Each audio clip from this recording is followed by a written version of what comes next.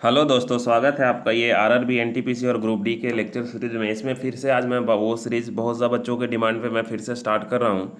इसमें मैं न्यूमेरिकल कर रहा हूँ और एक जो बुक आती है जिसमें एक बुक आती है, वो बुक का इमेज आप क्या करे होंगे, देखे होंगे। ठीक है, वो बुक में जितना भी साइंस का क्वेश्चन दिया हुआ वो हम कर रहे हैं। ठीक है, तो एनसीईआरटी पैटर्न पे, यानी कि जो भी प्रीवियस ईयर क्वेश्चन है उसी के पैटर्न पे वो बुक बनाया गया है। तो वो बुक आपके लिए बहुत इंपॉर्टेंट होगा।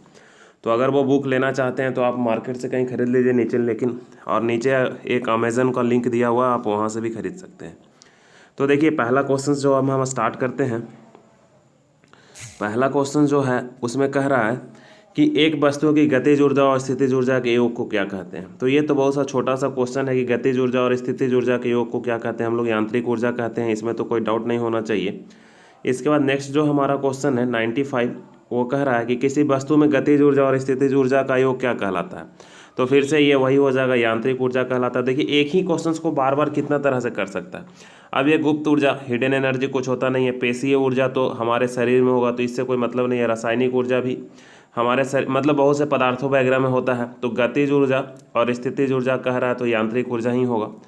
नेक्स्ट वन क्वेश्चंस पे अगर हम बात करें तो 96 नंबर है जो दोस्तों, उसमें देखिए क्या कह रहा है कि यांत्रिक ऊर्जा होती है। तो देखिए, यांत्रिक ऊर्जा पे रिलेटेड 3 क्वेश्चंस आ गया। तो आपको एग्जाम में जब कभी भी ऐसा क्वेश्चंस आ जाए तो आपको छोड़ के आने का जरूरत नहीं है। एग्जाम में आपको ऐसा क्वेश्चंस दिखेगा, आप ऑब्वियसली तुरंत से आप बना के आइए। ठीक है, तो इसका भी आंसर क्या हो जाएगा, तो इसका भी यांत्रिक ऊर्जा। ठीक है, यांत्रिक ऊर्जा का मतलब गतिज ऊर्जा और स्थितिज ऊर्जा के योग को, तो इसका भी आंसर क्या हो जाएगा, सी। यानी कि एक ही टाइप पे 3 क्वेश्चंस दिख गया। तो आप एक क्वेश्चंस को नोट कॉपी पे नोट करके रखिए ताकि आपको दिख जाए। तो अगर आप इस बार सफल होना चाहते हैं तो जितना मैं सीरीज बना रहा हूँ हर एक में से क्या करना है कि आपको जो इंपॉर्टेंट क्वेश्चंस, उसको अलग टाइप का क्वेश्चन दिखे उसको कॉपी पे नोट कर लेना है, या फिर आप जब ये बुक खरीदे हैं तो उसमें टिक आउट कर लेना है, क्योंकि जब आप एग्जाम देने चाहिए तो उसको रिवाइज जरूर से कर लें। नेक्स्ट वन क्वेश्चन है कि ऊर्जा में 2 प्रकार की ऊर्जा होती है। कौन सी ऊर्जा जो होती है उसमें 2 प्रकार की ऊर्जा होती है। देखिए, तो एक ही क्वेश्चंस को चौथा तरह से, ये फोर टाइम से, यानी कि फोर्थ मेथड में पूछा है। 4 तरीकों से एक ही क्वेश्चंस को, अभी तक 3 क्वेश्चन देख चुके थे और आज का हमारा जो क्वेश्चन है इसमें भी कह रहा है 2 प्रकार की ऊर्जा, एक ही ऊर्जा में 2 प्रकार की ऊर्जा। तो ये भी क्या है, यांत्रिक ऊर्जा। यांत्रिक ऊर्जा में ही क्या होता है, यांत्रिक ऊर्जा जो है हमारा, यांत्रिक ऊर्जा में ही हमारे पास क्या होता है, यांत्रिक ऊर्जा जो होता है इसमें स्थितिज ऊर्जा और गतिज ऊर्जा दोनों होता है। तो 97 का क्या हो जाएगा, ए। नेक्स्ट वन अगर हम बात करें दोस्तों तो 98 जो है हमारे पास, इसमें क्या कह रहा है कि स्थितिज ऊर्जा और गतिज ऊर्जा के प्रकार। तो इसमें भी क्या है, यांत्रिक ऊर्जा ही है। एक ही क्वेश्चंस को बार बार पूछा है। इसके आगे अब आते हैं, यहाँ से हमारा इंपॉर्टेंट क्वेश्चन स्टार्ट होता है। ये न्यूमेरिकल आपको बनाने आना चाहिए।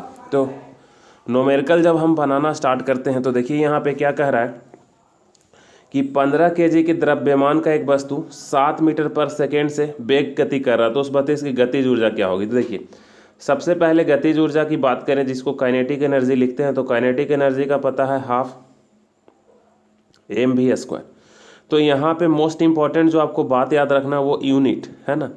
सबसे पहले आपको न्यूमेरिकल बनाते समय यूनिट देख लेना जरूरी है कि m का यूनिट क्या होना चाहिए, केजी में होना चाहिए, और v का यूनिट क्या होना चाहिए, मीटर पर सेकेंड में होना चाहिए। अगर मीटर पर सेकेंड में होगा तभी इसका यूनिट क्या होगा, जूल होगा, है ना। ऐसा यूनिट जूल तभी होगा जब केजी मीटर पर सेकेंड में होगा, यानी कि मास जो है केजी में है और स्पीड मीटर पर सेकेंड में। मान लो कि ये किलोमीटर पर आवर में दिया हुआ रहता तो इसको बदल के हमको मीटर पर सेकेंड में करना पड़ता। तो अब इस फार्मूला पे जब हम लोग पुट करेंगे तो हाफ एम के जगह क्या होगा दोस्तों, 15, और v² का मतलब 7 × 7। तो ये हो जाएगा, जब इसको सॉल्व कीजिएगा तो देखिए यहाँ पे भी लगभग, इसको आप सोल्व कीजिएगा, डायरेक्ट हम आंसर नहीं बता दे रहे हैं। इसका जो आंसर होगा 367.5। तो अब यहाँ पे देखिए, यहाँ पे मोस्ट इंपॉर्टेंट बात है, ये मोस्ट इंपॉर्टेंट बात है। अगर आप एनटीपीसी में सफल होना चाहते हैं तो मोस्ट इंपॉर्टेंट बात है। ठीक है, क्या इंपॉर्टेंट बात है कि आप जब इसको मल्टीप्लाई कीजिएगा तो 367.5 आ रहा है। आप जल्दीबाजी में ए ऑप्शन पे क्लिक कीजिएगा और आगे बढ़ जाइएगा और घर आके रोइएगा। क्यों रोइएगा, देखिए ये भी 367 और यहाँ ms लिखा हुआ था, यानी कि मीटर सेकेंड, और यहाँ जूल लिखा हुआ था। तो एक ही क्वेश्चंस में आपसे एग्जामिनर 2 क्वेश्चंस पूछ लिया है दोस्तों। समझ में आया? एक ही क्वेश्चन में आपसे 2 क्वेश्चन पूछ लिया है। कैसे? तो ये न्यूमेरिकल तो साथ साथ पूछा ही, और इसका यूनिट भी साथ साथ आपको पूछ लिया। अगर यूनिट में कन्फ्यूजन्स होगा तो आप आंसर गलत ही करके आइएगा, या फिर आप बहुत ही जल्दीबाजी में रहिएगा तो आंसर गलत करके आइएगा। तो अगर आप एनटीपीसी में सफल होना चाहते हैं या रेलवे के ग्रुप डी कोई भी एग्जाम में सफल होना चाहते हैं, तो ये जो है इस तरह के क्वेश्चंस में 1 to 3 मार्क्स आपको बचाना ज़रूरी है। जो बच्चा 1 से 3 मार्क्स बचा लेगा, ठीक है, उसका सक्सेस रेट ज़्यादा हो जाएगा। ये बात आप ध्यान रखिएगा, क्योंकि आप लोग अभी पहले वाला ग्रुप डी का भी एग्ज़ाम आप लोगों ने दिया होगा, आरपीएफ ने भी दिया होगा, आप लोगों ने एएलपी का भी एग्ज़ाम लिखा होगा। तो ये सब एग्ज़ाम में आप घर आके एनालिसिस किए होंगे, तो आपको पता चला होगा कि 3 तो 4 क्वेश्चन, अरे साला ये क्वेश्चन हम गलत कर दिए। आपका लैंग्वेज ये होगा, हम यहाँ पे थोड़ा सा लैंग्वेज गलत यूज बुक कर दिए, लेकिन ये जनरल लैंग्वेज यही होता है स्टूडेंट का, अरे हम ये तो गलत कर दिया, ऐसा नहीं होना चाहिए था। तो घर में माथा पीटने से कोई फ़ायदा नहीं है। समझ में आया दोस्तों? हम आपको बिल्कुल फ्रेंडली जैसा पढ़ा रहे हैं, ठीक है, तो आपको ये चीज़ ध्यान रखना पड़ेगा, तभी आप एग्ज़ाम में सक्सेस कर पाएंगे।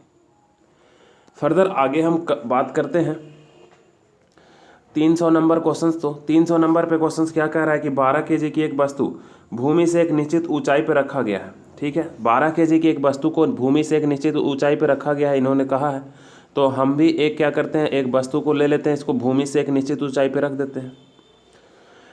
ये 12 केजी है, तो केजी बहुत ही काम का चीज़ है। यदि वस्तु की स्थितिज ऊर्जा 600 जूल है, यानी कि इसके पास जो पोटेंशियल एनर्जी है, स्थितिज ऊर्जा है, वो कितना है, 600 जूल है। अब कह रहा है कि तो भूमि के संदर्भ में वस्तु की ऊंचाई ज्ञात कीजिए, यानी कि एच यहाँ पे आपको निकालना है।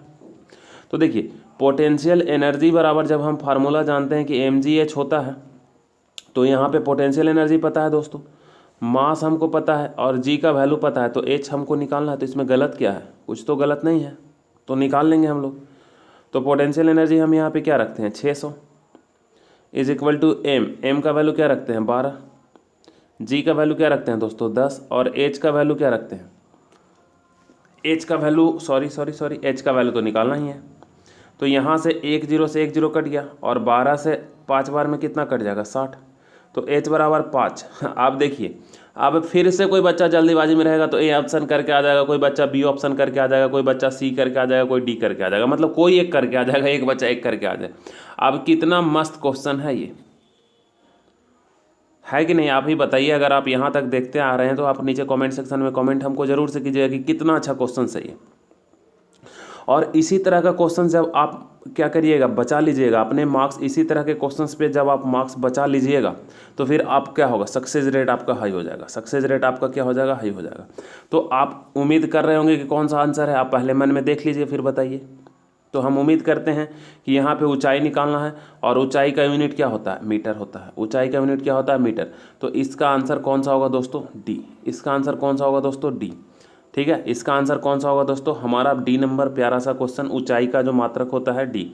अब दूसरा क्वेश्चन समझिए कि जो बच्चा स्मार्ट वर्क करना चाहेगा, जो बच्चा क्या करना चाहेगा, स्मार्ट वर्क कहेगा, तो ये क्वेश्चंस को सोल्व ही नहीं करेगा। अगर हम एग्जाम में रहते और हम एक नज़र में देखते कि अच्छा सब जगह तो 5 ही लिखा हुआ, तो हमको क्वेश्चंस को सोल्व करने का कोई ज़रूरत ही नहीं है। कोई दिक्कत है यहाँ तक तो बोलो, हमको क्वेश्चंस का सोल्व करने का कोई ज़रूरत ही नहीं है।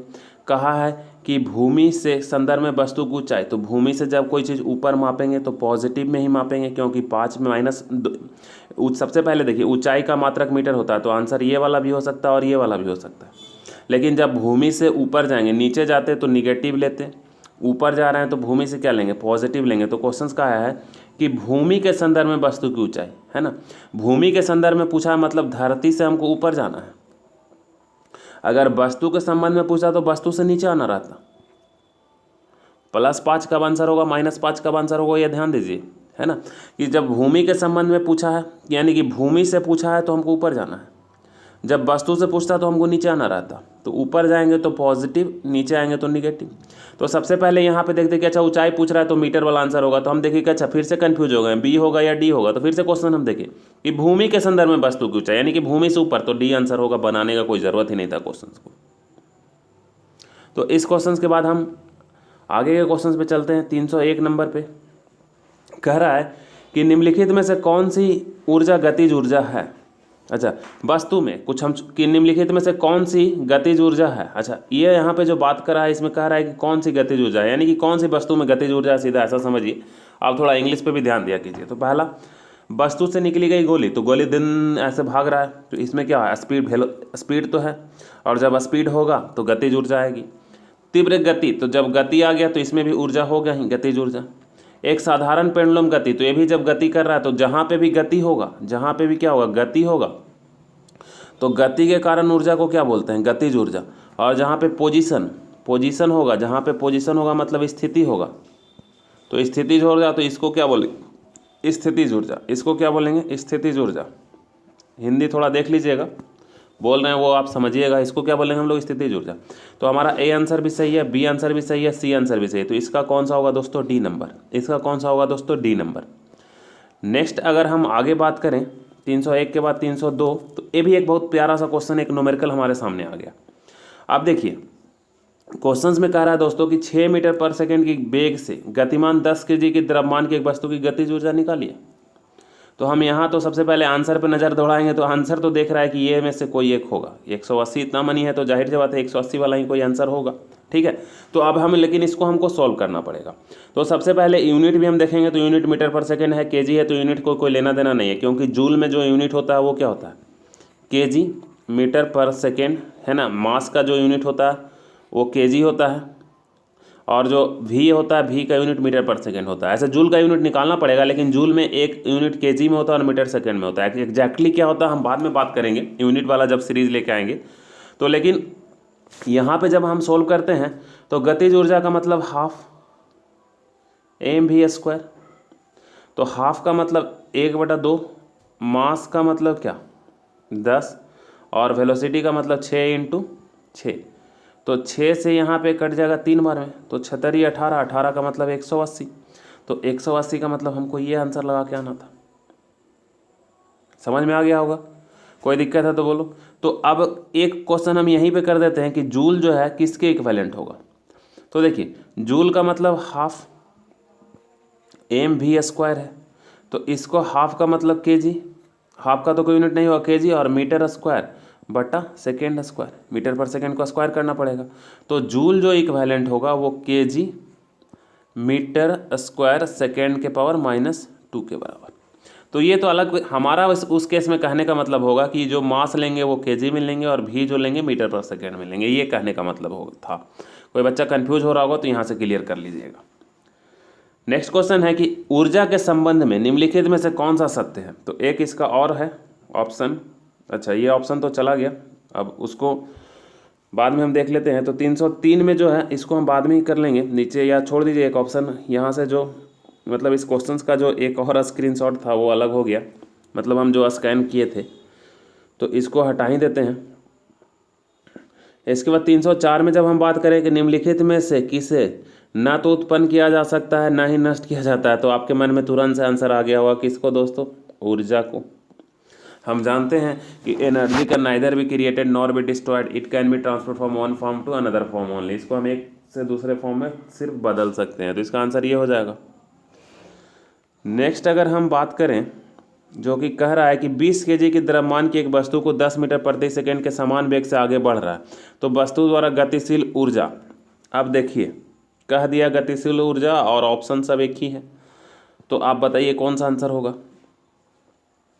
तो अब आंसर सब 1 पे 3 0 सब में है, तो आंसर बस देख के हमको लगा देना है कि बी होगा। पूछ रहा है कि गतिशील ऊर्जा यानी कि ऊर्जा का यूनिट जूल होता है, तो यही ना आंसर होगा, है कि नहीं।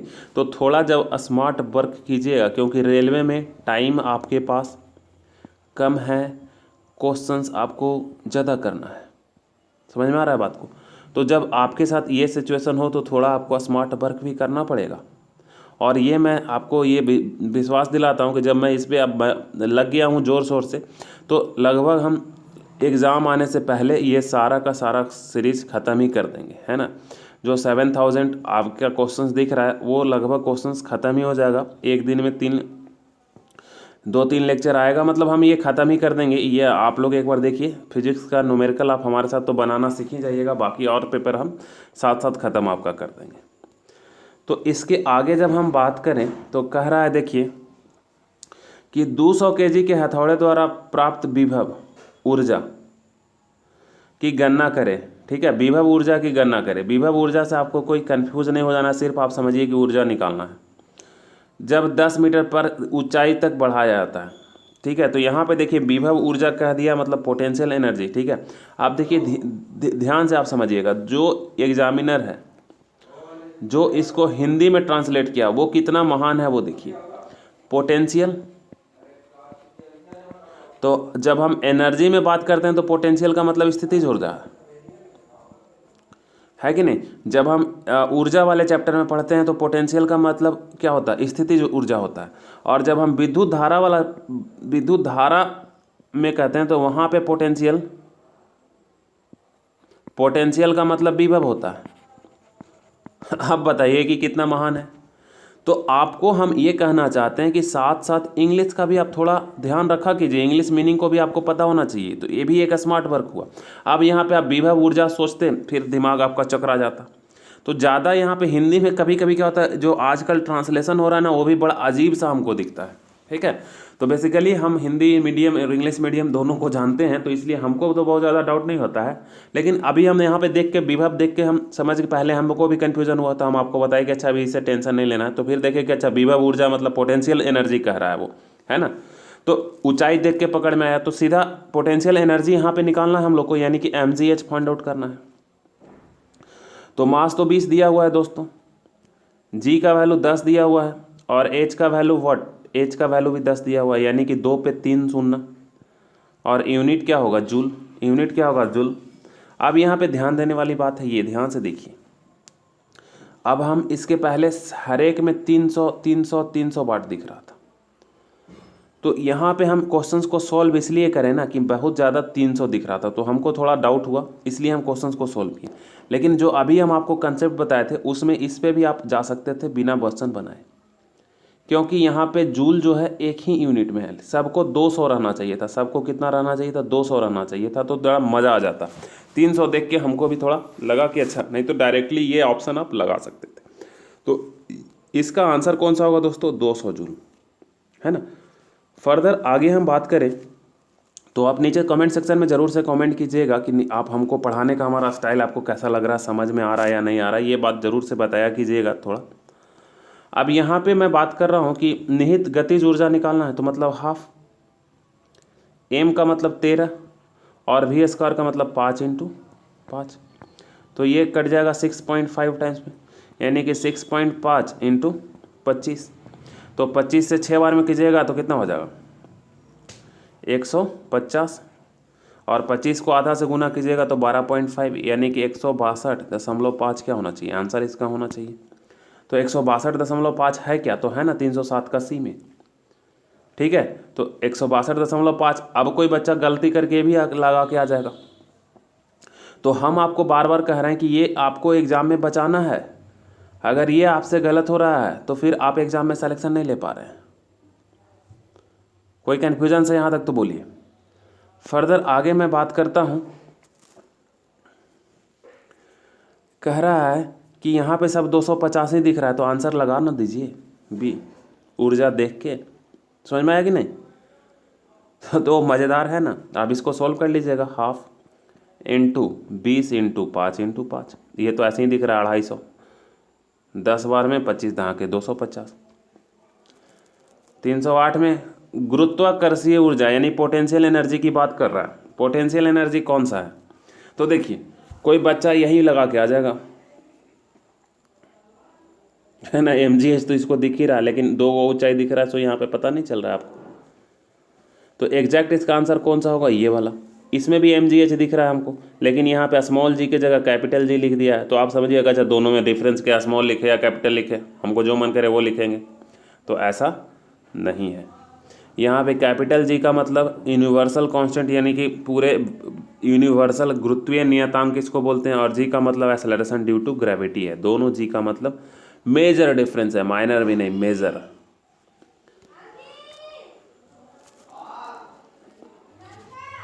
फर्दर आगे हम बात करें कि गतिज ऊर्जा के बारे में कौन सा गलत है। अच्छा, तो गतिज ऊर्जा के बारे में कौन सा गलत है? तो इसमें अवस्था के दौरान निहित ऊर्जा को गतिज ऊर्जा कहते हैं। तो नहीं, सेफ, ये तो पहला ही हमको गलत दिख रहा है।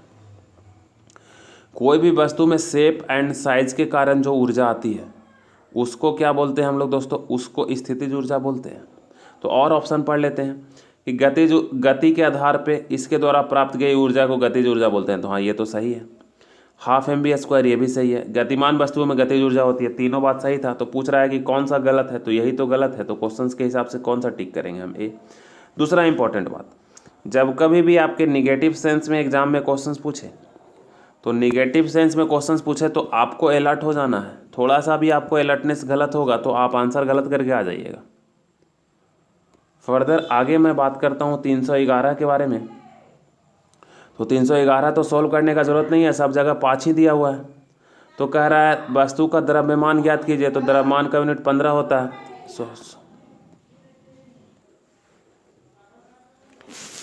जब इसमें बात करें तो ये क्या निकालना था? द्रव्यमान ज्ञात करना था। तो हम आंसर क्या करेंगे? डायरेक्ट इसका केजी लगा के एग्जाम में आ जाएंगे। अब यहाँ पे जो बच्चा बनाना चाहता है वो बना सकता है। जैसे कि हम पता है कि काइनेटिक एनर्जी बराबर क्या होता है दोस्तों? Half mv²। तो हाफ का मतलब 120 is equal to half m का मतलब व्हाट? m तो निकालना है, और इसका मतलब 4 × 4। तो 2 से 2 बार में कट जाएगा, और 4 दूना 8, 8 से 15 बार में कट जाएगा, 15 × 8 = 120। तो 15 आंसर हो गया।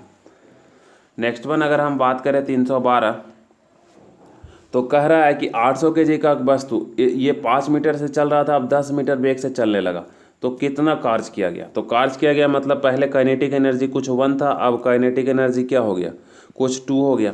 तो यहाँ से यहाँ तक बढ़ाने में जो एनर्जी बढ़ा होगा वही क्या हो गया? कार्य किया गया होगा। कि कितना कार्य किया गया? तो यहाँ से यहाँ तक बढ़ाने में क्या कार्य किया गया?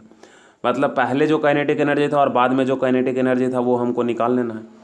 तो काइनेटिक एनर्जी जो था हाफ mv² था, इसमें से हम घटा देंगे हाफ mv²। यही ना, पहले ये था फिर ये था। तो अब यहाँ पे हाफ m कॉमन है, तो क्या बन जाएगा? v1² - v2²। ये बात आप समझ रहे होंगे ना कि पहले कुछ एनर्जी था, इसको हम धक्का लगा के कुछ ज़्यादा तेज से चलने लगा। तो अभी जो एनर्जी है उसमें से जो बाद में जो एनर्जी आ गया ज़्यादा एनर्जी, तो ज़्यादा एनर्जी में से हम कम एनर्जी को क्या कर देंगे? घटा देंगे। तो यहाँ पे निगेटिव में बेसिकली आंसर आएगा। निगेटिव में इसलिए आएगा कि हमको इसमें से इसको घटाना चाहिए था। तो आप कैसे भी घटा दीजिए, उससे फ़र्क नहीं पड़ता है। निगेटिव में आ जाएगा, इसलिए निगेटिव में आएगा कि पहले कम था बाद में ज़्यादा था, तो कम में से हम ज़्यादा को घटा रहे हैं। तो वो बहुत ज़्यादा परेशानी वाली बात है नहीं। निगेटिव में आंसर आएगा तो हम पॉजिटिव में लिख देंगे। इतना तो माइंड हम लोग को शार्प रहेगा ही जब हम एग्ज़ाम देने जाएंगे।